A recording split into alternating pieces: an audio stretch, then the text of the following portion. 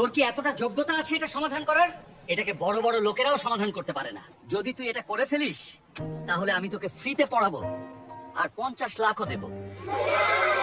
হ্যাঁ, আমি এটা সমাধান করে দেব। সকালের সময় ছিল, রোদ এখনো পুরোপুরি ছড়িয়ে পড়েনি, কিন্তু শহরের সবচেয়ে নামী স্কুল জ্ঞানদীপ ওয়ার্ল্ড স্কুলের বাইরে আগেই হইচই শুরু হয়ে গিয়েছিল। বড় বড় গাড়ি একের পর এক গেটের সামনে এসে থামছিল। ইউনিফর্ম পরা বাচ্চারা নামছিল, তাদের ব্যাগ নতুন ছিল, জুতো চকচক করছিল এবং মুখে আত্মবিশ্বাস ছিল। কিন্তু সেই গেট থেকে একটু দূরে বড় একটি আবর্জনার স্তূপের পাশে একটি রোগাপাতলা ছেলে ঝুঁকেছিল। তার নাম ছিল আরিয়ান। হাতে ছেঁড়া একটি বস্তা, পায়ে ঘষে যাওয়া চটি, শার্টে পুরনো দাগ ছিল, আর চুল এমন যেন মাসের পর মাস চিরুনি দেখেনি। আরিয়ান কুড়িয়ে কুড়িয়ে আবর্জনা তুলত, প্লাস্টিক, লোহার টুকরো, কখনো কখনো ফেলে দেওয়া বই। কিন্তু আজ তার চোখ আবর্জনার দিকে কম আর স্কুলের জানালার দিকে বেশি ছিল। স্কুলের ভিতর থেকে আসা শব্দ তাকে টানছিল, ব্ল্যাকবোর্ডে চলা চকের শব্দ, বাচ্চাদের উত্তর, শিক্ষিকার বোঝানো। আরিয়ান কখনো স্কুলে যায়নি। তার বাবা রিক্সা চালাতেন, মা বাড়ি বাড়ি বাসন মাজতেন। দিনে দুবেলা খাবার জোগাড় করাই বড় কথা ছিল। পড়াশুনো তাদের জন্য স্বপ্ন নয়, বিলাসিতা ছিল। কিন্তু আরিয়ান আলাদা ছিল। যখন সে আবর্জনার মধ্যে পুরনো খাতা পেত, তখন সেগুলো বিক্রি করত না, নিজের কাছে রেখে দিত। ভাঙা পেন্সিল দিয়ে দেয়ালে প্রশ্ন সমাধান করত, গাড়ির নম্বর যোগ করত, দোকানের বোর্ড থেকে সংখ্যা বের করে সমীকরণ বানাত। তার কাছে সংখ্যাগুলো বন্ধুর মতো লাগত। সেদিন যখন সে স্কুলের দেয়ালের পাশে দাঁড়িয়েছিল, তখন ভিতর থেকে জোরে একটি আওয়াজ এলো। এই প্রশ্নটা পুরো শহরে কেউ সমাধান করতে পারেনি। কণ্ঠটা ছিল স্কুলের প্রিন্সিপাল শ্রী অরবিন্দ চৌহানের। তিনি তার রাগী স্বভাবের জন্য বিখ্যাত ছিলেন। আরিয়ান জালির কাছে সরে এলো। ভিতরে দ্বাদশ শ্রেণীর স্পেশাল ম্যাথ ক্লাস চলছিল। বোর্ডে একটি বড় জটিল গণিতের প্রশ্ন লেখা ছিল, ইন্টিগ্রাল, লিমিট এবং এমন সব চিহ্ন যেগুলো দেখেই সাধারণ ছাত্ররা ভয় পেয়ে যায়। একজন মহিলা শিক্ষিকা বললেন, স্যার, এটা তো ইউনিভার্সিটি লেভেলের প্রশ্ন, বাচ্চারা এটা পারবে না। প্রিন্সিপাল বললেন, যদি এই ক্লাসে কেউ নিজেকে জিনিয়াস ভাবে তাহলে আজ এখানেই সেটা প্রমাণ করুক। তাকে আমি পুরো 50 লাখ দেব। ক্লাসে নীরবতা নেমে এলো। আরিয়ানের চোখ চলে উঠল। টাকার মূল্য সে জানত। 50 লাখ মানে তার পুরো বস্তি বদলে যেতে পারে। কিন্তু তার ভিতরে আরও কিছু জেগে উঠেছিল। প্রশ্নটা যেন তাকে ডাকছিল। সে জালিটা শক্ত করে ধরল। সংখ্যাগুলো তার চোখে ঢুকে যাচ্ছিল। মাথা দ্রুত কাজ করতে শুরু করল। আর সেই মুহূর্তেই দেয়ালের এপারে দাঁড়িয়ে থাকা এক কুড়ানো ছেলে ঠিক করল যে সে এই প্রশ্নটা বুঝবে, যাই হোক না কেন। ক্লাসের ভিতরে পরিবেশ ভারী ছিল। বোর্ডে লেখা প্রশ্নটা যেন একটা বাধার মতো লাগছিল। সংখ্যার দীর্ঘ সারি, জটিল চিহ্ন আর নিচে মোটা অক্ষরে লেখা, প্রমাণ করো যে এই সমীকরণটি কেবল শূন্যে ভারসাম্য পায়। প্রিন্সিপাল অরবিন্দ চৌহান আত্মবিশ্বাসের সঙ্গে দাঁড়িয়েছিলেন। তার চোখে চ্যালেঞ্জ ছিল। তিনি জোরে বললেন, আমি এই প্রশ্ন দেশের বড় বড় প্রফেসরদের পাঠিয়েছি, এখনো পর্যন্ত কোনো স্পষ্ট সমাধান আসেনি। যদি এই স্কুলের কোনো ছাত্র এটা সমাধান করতে পারে তাহলে আমি তাকে 50 লাখ টাকা পুরস্কার দেব। ক্লাসে ফিসফাস শুরু হয়ে গেল। কারোর চোখে লোভ, কারোর মুখে ভয়। ঠিক তখনই গণিতের সিনিয়র শিক্ষিকা মীরা মেহরা ম্যাডাম চেয়ার থেকে উঠলেন। তিনি কড়া স্বভাবের জন্য পরিচিত ছিলেন। হালকা হাসি দিয়ে বললেন, স্যার, এই প্রশ্ন প্রতিভাবান রিসার্চ স্কলারদের জন্য। আমাদের ছাত্ররা এখনো সেই স্তরে নয়, আর বাইরে দাঁড়ানো কোনো কুড়ানো ছেলেকে তো ভুলেই যান। ক্লাসে কয়েকজন ছাত্র হেসে উঠল। জালির বাইরে দাঁড়িয়ে থাকা আরিয়ান সব শুনছিল। কুড়ানো ছেলে, এই শব্দ তার কানে বারবার বাজতে লাগলো। তার কষ্ট লাগলো, কিন্তু রাগ এলো না। অদ্ভুত ব্যাপার ছিল, ভিতরে কোথাও একটা শান্তি ছিল, যেন সে জানত যে উত্তর কথায় নয়, কাজে দিতে হয়। ঘণ্টা বেজে উঠল। ক্লাস শেষ হলো। বাচ্চারা বেরিয়ে এলো। কেউ বোর্ডের ছবি তুলছিল, কেউ মাথা নাড়ছিল। 50 লাখ তো দূরের কথা, প্রশ্নটাই বুঝতে পারছি না। আরিয়ান ধীরে ধীরে পিছনের দিকে চলে গেল। সে জানত সামনে দিয়ে গেলে গার্ড তাকে তাড়িয়ে দেবে। স্কুলের পিছনে ভাঙা একটা গেট সে চিনত। সেখান দিয়ে সে মাঝে মাঝে খালি বোতল তুলতে ঢুকত। সেদিন সে দ্রুত আবর্জনা কুড়োনো শেষ করল। বস্তায় খুব বেশি কিছু ছিল না, কিন্তু মাথায় সেই প্রশ্নটা ঘুরছিল। বাড়ি গিয়ে সে বস্তা এক কোণে ছুঁড়ে দিল।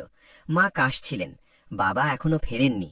আরিয়ান দেয়ালে কয়লা দিয়ে সেই চিহ্নগুলো আঁকতে শুরু করল যেগুলো সে বোর্ডে দেখেছিল। সে প্রতিটি ধাপ মনে করার চেষ্টা করছিল। ইন্টিগ্রালের নিচের সীমা, এক্সের পাওয়ার, লগারিদমের চিহ্ন। সে চোখ বন্ধ করল, আর বোর্ড যেন তার চোখের সামনে ভেসে উঠল। প্রমাণ করো যে শুধু শূন্যে ভারসাম্য আছে, সে বিড়বিড় করল। যদি সবকিছু শূন্যে গিয়ে দাঁড়ায়, তাহলে শুরুটাও সেখান থেকেই হবে। রাত গভীর হতে লাগল। শহর ঘুমিয়ে পড়ল, কিন্তু একটি বস্তির ভিতরে একটি কুড়ানো ছেলে গণিতের সঙ্গে লড়াই করছিল। তার 50 লাখের চেয়েও বেশি দরকার ছিল নিজের সম্মান জেতা। রাত প্রায় 12টা বাজে হবে। ঝুপড়ি বস্তিতে নীরবতা ছিল। কোথাও দূরে কুকুরের ঘেউ ঘেউ শোনা যাচ্ছিল। আরিয়ানের চোখে ঘুম ছিল না।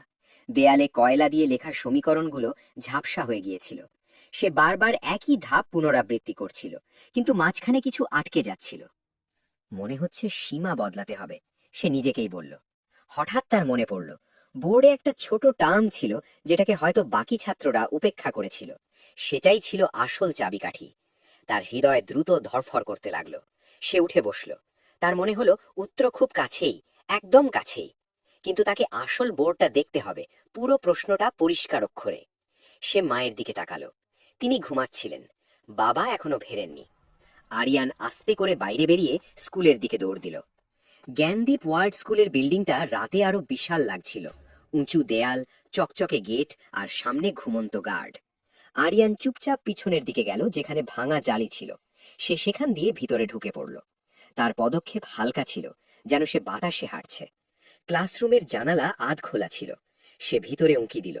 অন্ধকার ছিল, কিন্তু স্ট্রিট লাইটের হালকা আলো সরাসরি ব্ল্যাকবোর্ডে পড়ছিল। সেখানেই পুরো প্রশ্নটা লেখা ছিল। তার হৃদয় ভরে উঠল। সে লাফিয়ে পড়ল। ঘরের মধ্যে চকের হালকা গন্ধ ছিল। কাঠের বেঞ্চগুলো সাজানো ছিল। সামনে বিশাল বোর্ড, যেন কোনো পাহাড়ের চূড়া। আরিয়ান ধীরে ধীরে টিচারের টেবিলের কাছে গেল। সেখানে একটা ছোট চক পড়েছিল। সে সেটা তুলে নিল। প্রথমবার সে আসল ব্ল্যাকবোর্ডে চক ধরেছিল। তার হাত কাঁপছিল। যদি ধরা পড়ি? এক মুহূর্তের জন্য তার মনে ভয় এলো, কিন্তু সঙ্গে সঙ্গেই আরেকটা চিন্তা এলো। যদি না করি তাহলে? সে বোর্ডের নিচের খালি জায়গাটা দেখল এবং লিখতে শুরু করল। প্রথম ধাপ, তারপর দ্বিতীয়, তারপর তৃতীয়। তার নিঃশ্বাস দ্রুত ছিল, কিন্তু মাথা শান্ত।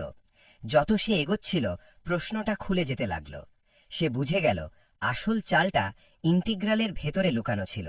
সীমা বদলালে পুরো সমীকরণটাই সংকুচিত হয়ে যায়। সে দ্রুত লিখতে লাগল। ঘরের মধ্যে শুধু চকের খটখট শব্দ ছিল। সময় কেটে যেতে লাগল। প্রায় 2 ঘন্টা পরে পুরো বোর্ড ভরে গেল। শেষে সে একটা বক্স বানালো এবং তার ভিতরে উত্তর লিখল, 0। সে পিছিয়ে দাঁড়ালো। যে প্রশ্নটা পাহাড়ের মতো লাগছিল, এখন সেটা একটা সোজা রেখার মতো লাগছিল। আরিয়ানের চোখে আলো ছিল। সে চকটা আবার টেবিলে রেখে দিল। জানালা দিয়ে বাইরে লাফিয়ে পড়ল এবং অন্ধকারে মিলিয়ে গেল। সে জানত না সকালে কি হবে। সে শুধু জানত সে তার কাজ করে দিয়েছে। সকাল ঠিক 8টায় প্রিন্সিপাল অরবিন্দ চৌহান দ্রুত পায়ে ক্লাসে ঢুকলেন। তার পিছনে মীরা মেহরা ম্যাডাম এবং কয়েকজন সিনিয়র শিক্ষকও ছিলেন। আজ সিদ্ধান্ত হওয়ার কথা ছিল।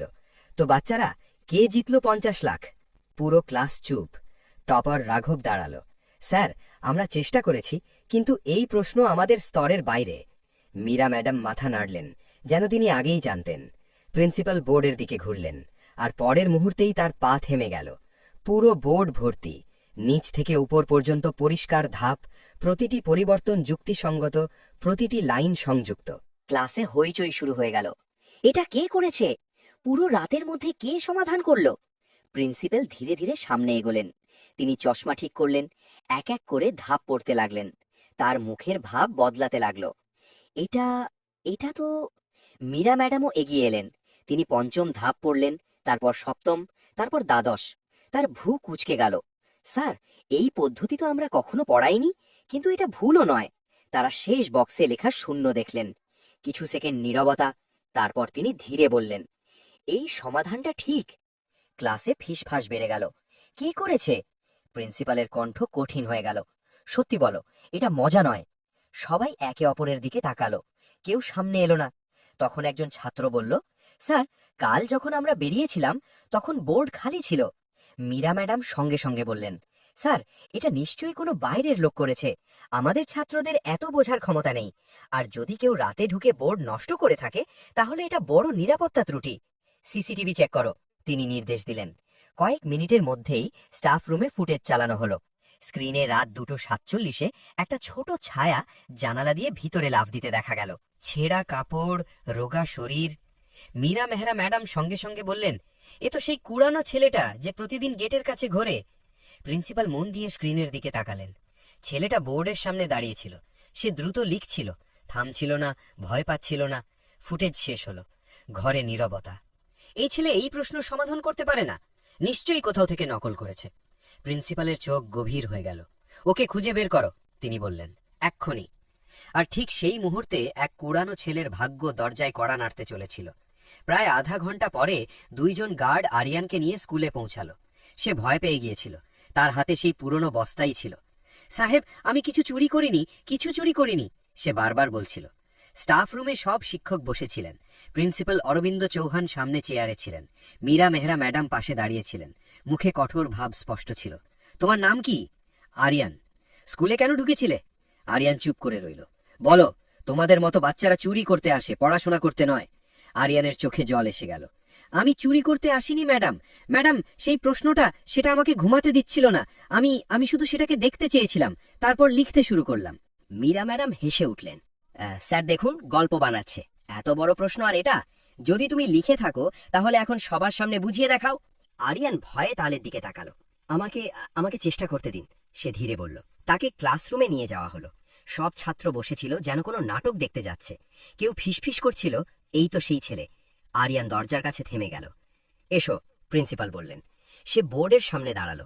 গতরাতের লেখা ধাপগুলো এখনো পরিষ্কার ছিল। প্রিন্সিপাল তার হাতে চক দিলেন। চতুর্থ ধাপ থেকে শুরু করো, কারণ এখান থেকেই প্রশ্নটার মূল turning point. Meera Mehra madam হাত গুটিয়ে দাঁড়ালেন। দেখি। আরিয়ান গভীর শ্বাস নিল। এখানে ইন্টিগ্রালের সীমা ভুল দিকে দেখা হয়েছে, সে ধীরে বলল। ক্লাস চুপ হয়ে গেল। যদি আমরা এক্সকে নেগেটিভ অসীম থেকে পজিটিভ অসীমের বদলে শূন্যের আশেপাশে সীমাবদ্ধ করি, তাহলে ভিতরের পুরো অভিব্যক্তি সংকুচিত হয়ে যায়। সে লিখতে লাগল। এখন তার কণ্ঠ কাঁপছিল না। তারপর এই টার্ম এটা নিজে নিজেকে কেটে দেয়। সে পরের ধাপ লিখল। প্রিন্সিপালের চোখ বড় হয়ে গেল। মীরা মেহরা ম্যাডামের মুখের ভাব কঠোর থেকে গম্ভীর হয়ে গেল। আরিয়ান শেষ লাইনে পৌঁছে বলল, এভাবে পুরো সমীকরণ শেষে ভারসাম্য হয়ে শূন্য দেয়। চক তার হাত থেকে পড়ে গেল। ক্লাসে নীরবতা। এখন আর কেউ হাসছিল না। চকের পড়ে যাওয়ার হালকা শব্দ পুরো ঘরে প্রতিধ্বনি হল। আরিয়ান মাথা নিচু করে দাঁড়িয়ে রইল। সে ভাবল, এখন কেউ বলবে ভুল, কিন্তু কেউ কিছু বলল না। প্রিন্সিপাল অরবিন্দ চৌহান ধীরে ধীরে সামনে এগিয়ে এলেন। তিনি আবার বোর্ড পড়লেন। তারপর আরিয়ানের দিকে তাকালেন। তুমি এই পদ্ধতি কোথায় শিখেছ? আরিয়ান একটু ইতস্তত করে বলল, বইয়ে পুরোটা পাওয়া যায় না স্যার। আমি আলাদা আলাদা অংশ জুড়ে দিই। কখনো পুরনো গাইড পাই, কখনো খবরের কাগজে ধাঁধা, বাকিটা নিজে ভাবি। মীরা মেহরা ম্যাডাম এতক্ষণ চুপ ছিলেন। হঠাৎ তিনি জিজ্ঞেস করলেন, যদি আমরা এখানে ভ্যালিউ এ বসাই তাহলে কি হবে? এটা একটা ট্রিক প্রশ্ন ছিল। ক্লাসের অনেক ছাত্র এই জায়গায় আটকে গিয়েছিল। আরিয়ান বোর্ড না দেখেই উত্তর দিল, তখন ভারসাম্য ভেঙে যাবে ম্যাডাম, কারণ এ বসালে সমমিতি ভেঙে যায়, তাই সীমা শূন্যের আশেপাশেই রাখতে হয়। মীরা মেহরা ম্যাডামের মুখের রং বদলে গেল। ক্লাসে বসে থাকা ছাত্ররা একে অপরের দিকে তাকাতে লাগল। প্রিন্সিপাল গভীর শ্বাস নিলেন। তুমি জানো আমি কি বলেছিলাম? আরিয়ান ধীরে মাথা নাড়ল। যেই প্রশ্ন সমাধান করবে সে 50 লাখ টাকা পাবে। ক্লাসে হালকা হইচই হল। মীরা মেহরা ম্যাডাম সঙ্গে সঙ্গে বললেন, স্যার 1 মিনিট, এই ছেলে তো স্কুলের ছাত্র নয়। প্রিন্সিপাল দৃঢ় কণ্ঠে বললেন, নিয়ম প্রতিভার থেকে বড় নয়। ঘরে নীরবতা নেমে এলো। তিনি সবার সামনে ঘোষণা করলেন, আজ থেকে এই ছেলে এই স্কুলের ছাত্র, সম্পূর্ণ স্কলারশিপে। আর পুরস্কারের ব্যাপারে? তিনি একটু থামলেন। আমি আমার কথা রাখব। আরিয়ান বিশ্বাস করতে পারছিল না। স্যার, আমাকে টাকা লাগবে না, সে ধীরে বলল, আমাকে শুধু পড়তে হবে। প্রিন্সিপালের চোখে প্রথমবার কোমলতা এলো। পড়াশোনা হবে, আর তোমার বাড়ির দায়িত্ব আমরা নেব। ক্লাসে বসে থাকা ছাত্রদের মুখে নানা অনুভূতি ছিল, কেউ লজ্জিত, কেউ বিস্মিত। মীরা মেহরা ম্যাডাম ধীরে বললেন, হয়তো আমি তোমাকে ভুল বুঝেছিলাম। আরিয়ান হেসে বলল, কোনো কথা না ম্যাডাম, আমিও আগে সবকিছু জানতাম না। তার হাসিতে অহংকার ছিল না, শুধু সরলতা ছিল। আর সেই মুহূর্তেই জ্ঞানদীপ ওয়ার্ল্ড স্কুলের সবচেয়ে বড় ক্লাসে সবচেয়ে ছোট ছেলেটা সবচেয়ে বড় হয়ে উঠেছিল। ঘোষণার পরেও বিষয়টা সেখানেই শেষ হয়ে যায়নি। আসল পরীক্ষা এখনও বাকি ছিল। পরের দিন স্কুলের অডিটোরিয়ামে একটি বিশেষ সভা রাখা হলো। পুরো স্কুলের সামনে আরিয়ানকে আনুষ্ঠানিকভাবে ছাত্র ঘোষণা করা হবে। ছাত্রদের মধ্যে উত্তেজনা ছিল, কেউ কেউ এখনো ফিসফিস করছিল, সত্যিই কি একটা কুরানো ছেলে আমাদের সঙ্গে পড়বে? ইয়ার, এটা কিভাবে সম্ভব? মঞ্চে প্রিন্সিপাল অরবিন্দ চৌহান দাঁড়িয়েছিলেন, তার সঙ্গে মীরা মেহরা ম্যাডামও ছিলেন। প্রিন্সিপাল মাইক্রোফোনে বললেন, আজ আমরা শুধু একজন ছাত্রকে স্বাগত জানাচ্ছি না, আমরা স্বীকার করছি যে প্রতিভা কোনো পরিচয়ের উপর নির্ভর করে না। তারপর তিনি আরিয়ানকে মঞ্চে ডাকলেন। আরিয়ান পরিষ্কার ইউনিফর্মে ছিল, চুল সুন্দর করে কাটা, কিন্তু তার চোখের আলো আগের মতোই ছিল। তালি পড়ল, প্রথমে ধীরে, তারপর জোরে। প্রিন্সিপাল বললেন, আমি 50 লাখ টাকা দেওয়ার কথা বলেছিলাম। এই টাকা আরিয়ানের নামে একটি ট্রাস্টে জমা করা হবে, তার পড়াশোনা, তার পরিবার এবং তার ভবিষ্যতের জন্য। পুরো হল তালি দিয়ে গর্জে উঠল। মীরা মেহরা ম্যাডাম সামনে এলেন, তিনি মাইক্রোফোন নিলেন। গতকাল আমি বলেছিলাম যে এই প্রশ্ন সে করতে পারবে না। আমি ভুল ছিলাম। একজন শিক্ষক হিসেবে আমাকে এটা স্বীকার করা উচিত। তুমি আমাদের শিখিয়েছ যে আমরা কখনো কারো পোশাক বা অবস্থার ভিত্তিতে তাকে বিচার করা উচিত নয়। আরিয়ান শুধু এতটুকুই বলল, ম্যাডাম, যদি আমাকে বোর্ডটা দেখতে দেওয়া হতো তাহলে আমি আগেই বলে দিতাম। হলে হালকা হাসি ছড়িয়ে পড়ল। কিন্তু গল্প এখানেই শেষ হয়নি। সভা শেষ হওয়ার পরে কিছু ছাত্র তার কাছে এলো। রাঘব, যে আগে টপার ছিল, বলল, তুমি কি আমাকে ওই ইন্টিগ্রাল অংশটা আবার বুঝিয়ে দিতে পারবে? আরিয়ান হাসল, চলো এখনই বুঝিয়ে দিই। এবার সে ক্লাসের মাঝখানে দাঁড়িয়েছিল, কিন্তু এবার সে মজা করার বিষয় নয়, বরং পথ প্রদর্শকের মতো ছিল। সন্ধ্যায় যখন সে বাড়ি ফিরল, তখন বস্তির লোকেরা তাকে ঘিরে দাঁড়ালো। তুই সত্যি কি স্কুলে পড়বি? সে মায়ের হাত ধরল এবং বলল, আম্মা, এখন আমি শুধু আবর্জনা তুলব না, আমি প্রশ্ন তুলব। মায়ের চোখ থেকে জল বেরিয়ে এলো। সেই রাতে ঝুপড়ির ছাদের নিচে প্রথমবার ভয়ের বদলে আশা ঘুমিয়েছিল। কিন্তু জীবনের আসল লড়াই এখনও শুরু হয়েছিল, আর আরিয়ান প্রস্তুত ছিল। কিছু মাস কেটে গেল। জ্ঞানদীপ ওয়ার্ল্ড স্কুলের সেই একই ক্লাস, সেই একই ব্ল্যাকবোর্ড। কিন্তু এখন একটা পার্থক্য ছিল। প্রথম বেঞ্চে বসেছিল একটা ছেলে যে একসময় দেয়ালের বাইরে দাঁড়িয়ে থাকত। আরিয়ান এখন নিয়মিত ছাত্র ছিল। শুরুতে তার ইংরাজিতে সমস্যা হতো, নতুন পরিবেশে মানিয়ে নেওয়া সহজ ছিল না। কিছু ছাত্র এখনও দূরত্ব রাখত, কিন্তু গণিতের ক্লাসে দৃশ্যটা আলাদা ছিল। যখনই কোনো কঠিন প্রশ্ন আসত, সবার চোখ একদিকে ঘুরে যেত। আরিয়ান, তুমি ট্রাই করবে? আর সে উঠে দাঁড়াত। একদিন মীরা মেহরা ম্যাডাম পুরো ক্লাসকে বললেন, আজকের প্রশ্নটা আরিয়ান বুঝিয়ে দেবে। এই সেই ম্যাডাম ছিলেন যিনি বলেছিলেন যে সে পারবে না। আরিয়ান বোর্ডের সামনে দাঁড়ালো। সে প্রশ্নটা সমাধান করল, কিন্তু এবার সে শুধু উত্তর দিল না, সে প্রতিটি ধাপ বুঝিয়ে দিল। আপনি যদি ভয় পান তাহলে প্রশ্নটা বড় মনে হবে, যদি এটাকে টুকরো টুকরো করেন তাহলে সেটাই সহজ হয়ে যাবে। প্রিন্সিপাল অরবিন্দ চৌহান পিছনে দাঁড়িয়েছিলেন, তার মুখে সন্তুষ্টি ছিল। কিছুদিনের মধ্যেই আরিয়ান রাজ্য স্তরের গণিত প্রতিযোগিতা জিতে গেল। খবরের কাগজে খবর বেরোলো, গণিতের নতুন তারা। কিন্তু যখন একজন সাংবাদিক তাকে জিজ্ঞেস করল, 50 লাখ টাকা পাওয়ার পর আপনার কেমন লাগছে, আরিয়ান উত্তর দিল, আমার কাছে সবচেয়ে বড় সম্পদ হলো স্কুলের সেই বোর্ড যেখানে আমি লিখতে পারি। ধীরে ধীরে তার বস্তির আরও বাচ্চাদেরও স্কুলে ভর্তি হওয়ার সুযোগ মিলল। প্রিন্সিপাল একটি নতুন উদ্যোগ শুরু করলেন, দরিদ্র কিন্তু প্রতিভাবান বাচ্চাদের জন্য বিশেষ স্কলারশিপ। মীরা ম্যাডাম প্রায়ই বলতেন, আমাদের প্রতিটি শিশুর মধ্যে সম্ভাবনা দেখতে হবে, ঘাটতি নয়। এক সন্ধ্যায় আরিয়ান স্কুলের ছাদে দাঁড়িয়েছিল। সূর্য ডুবছিল। তার মনে পড়ল তার পুরনো বস্তার কথা, যেটা সে আবর্জনার ডাস্টবিনে ফেলে দিয়েছিল। সে হাসল। দারিদ্র তাকে থামাতে পারেনি, মানুষের কথা তাকে ভেঙে দিতে পারেনি। সে বুঝে গিয়েছিল, আসল ধন টাকা থেকে আসে না, আসল ধন আসে মস্তিষ্ক আর সাহস থেকে। আর সেদিন যখন সে আবার একটি কঠিন প্রশ্ন সমাধান করল, তখন তার 50 লাখের থেকেও বেশি আনন্দ হলো। কারণ এখন সে শুধু প্রশ্ন সমাধান করছিল না, সে চিন্তা ভাবনা বদলে দিচ্ছিল। আর হয়তো সেটাই কোনো মানুষের সবচেয়ে বড় জয়। যদি এই গল্পটি আপনাকে হৃদয় থেকে ছুঁয়ে যায়, তাহলে এটাকে লাইক করতে ভুলবেন না। এমনই অনুপ্রেরণামূলক গল্প শুনতে আমাদের চ্যানেলটি সাবস্ক্রাইব করুন এবং বেল আইকন চাপতে ভুলবেন না।